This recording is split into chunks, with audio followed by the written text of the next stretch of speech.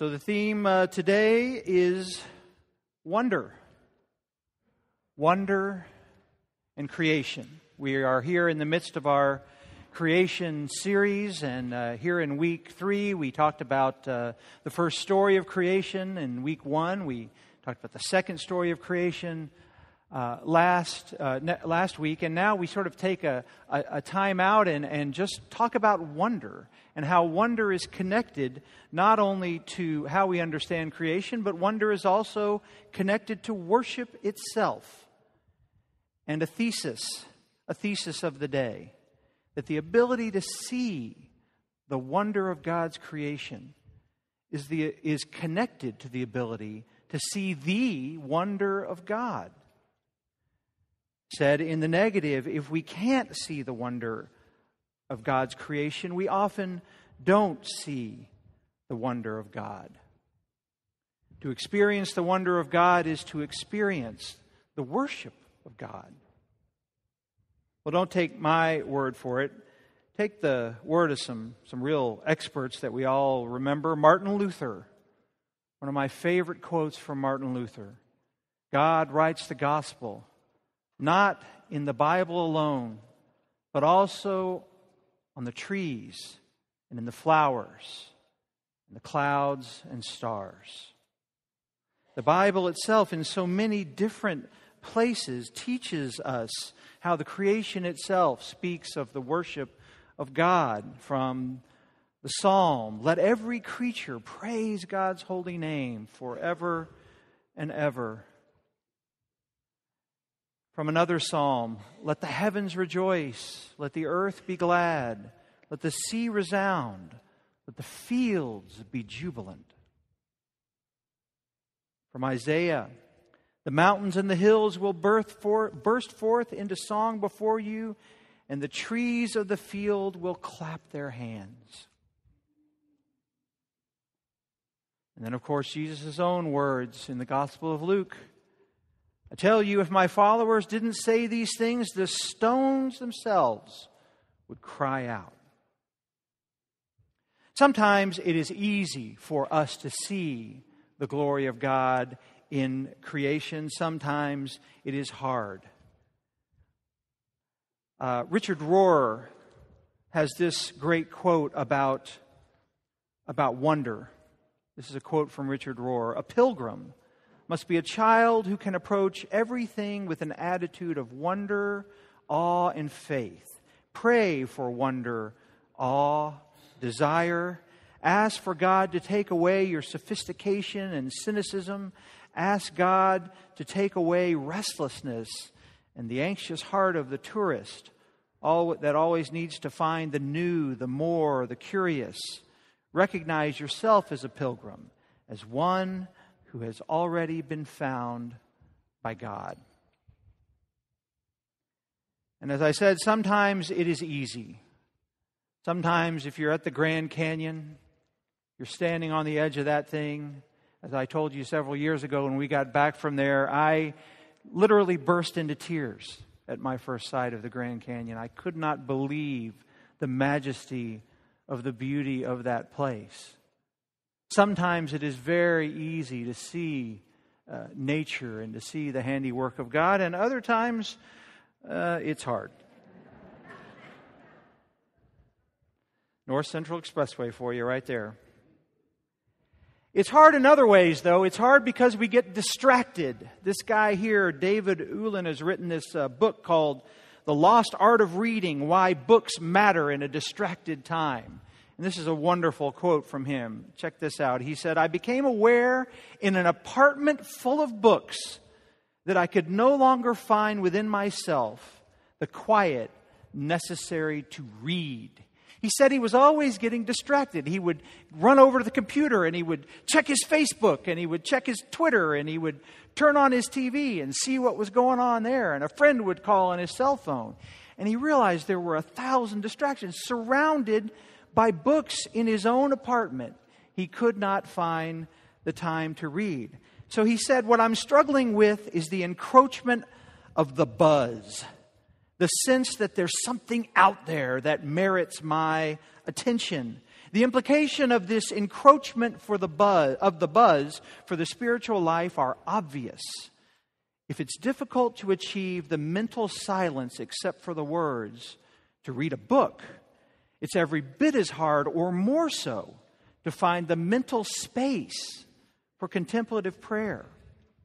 For such prayer requires not only a physical environment that allows us to quiet ourselves and put ourselves in the presence of God, we also need the inner space, quiet within, as we center ourselves in contemplation. I've told this story before, but when I was in Mason, Texas, that's the next town over from Enchanted Rock. And so on my Fridays off, I would go over to Enchanted Rock and I'd take Thomas Merton. I'd take a book of Thomas Merton and I'd sit right there at the top of that rock and I'd read my Thomas Merton. Merton, of course, the great monk of our last century, perhaps our greatest American mystic and writer. And as I sat there, I'd always imagined that I was in the place where John the Baptist was there at Enchanted Rock. It just always kind of seemed like that for me. But then I'd get down from the mountain and I'd drive back into Mason, and even in a small town, there was a lot to do. And all of it would just evaporate for me. I would spend that time praying and meditating and soaking up God's creation. And then I would get back and it would just feel like it all went away. And I found myself angry at Thomas Merton. Really, for 20 years I was angry at Thomas Merton. Really, because he was in a monastery. It was easy for him. He got up every day. He had the same routine. He went to morning prayer. He learned the routines of silence. And I didn't get that. Not in my world. And so I would read Thomas Merton and I would think, well, that's easy for him to say. And so it was that just this last year we were with Jim Finley at Sally St. Clair's house. And it dawned on me, he'd been here 3 years, I've never asked him this question. So I went up and I asked him, I said, I've got a theory. I've got a theory that it's much more difficult for those of us that live in the city to do all this contemplation, to connect with nature, to understand wonder. But I wondered what Thomas Merton would have said about it. What do you think Thomas Merton would have said? And Jim Finley said, he would have said, it is more difficult. And I said, good? We have to find a way to find this at home, here in Dallas. And the truth is, we can. These pictures here, each of them, are taken within about a mile or two of my front door. You have to look, but we can find it right here around us. All it takes is the eyes to see. I guess I like that picture. It may be stuck. Let me see here. Brian McLaurin says this: when we practice awakening to the here-ness of God in solitude or out in nature, we gradually learn to stay awake to God's here-ness in the midst of the crowd, the noise, the rush, and the crush that threaten to derange us. Now, sometimes it's difficult. We're in the middle of summer here right now. And if you go out right now, it's a little burned out there. I mean, everything is a little brown. But you got to do it all the time, every season, and discover the beauty of the seasons, the beauty of life changing before your very eyes, of fall, of winter, and the glory of spring. And then the earth itself begins to speak to you. For me, I have always found that it happens at sunset. I'm not a sunrise guy. I know some of you are probably sunrise people. I'm a sunset person. To me, it always happens at sunset. I can just sit in one place for an hour and watch as the sun slowly fades away into night. There's something incredibly peaceful.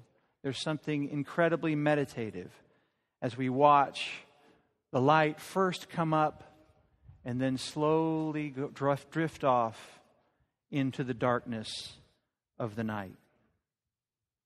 And I had known this for years, and then I found this lovely quote from Jim Finley once again. He says, "Perhaps you're walking along at sunset, completely preoccupied with many things. Pausing to experience the beauty of the setting sun might be the furthest thing from your mind. Then, without warning, a single glance at the setting sun occasions an unforeseen, unchosen moment of awakening. As lovers, poets, artists, those who meditate, and all spiritually aware people know, it is so good that life is like this. Without our even seeking to be awakened, we are from time to time awakened. Without even baiting our hook and throwing it into the water, a huge fish jumps right into the boat." Sometimes the beauty of God's creation is just right in front of us. All we have to do is lift up our head and look.